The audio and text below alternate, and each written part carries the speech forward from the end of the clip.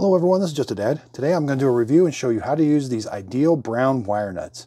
So here I'm putting in a switch. This is just for testing purposes, for demonstration purposes. So the two white wires, the neutral wires, I'm going to have to put those together and put those in the box. So I like to use these brown ones. So strip your wires about that much. Then you're going to put the wires together, and this has some metal in there that's going to twist those together.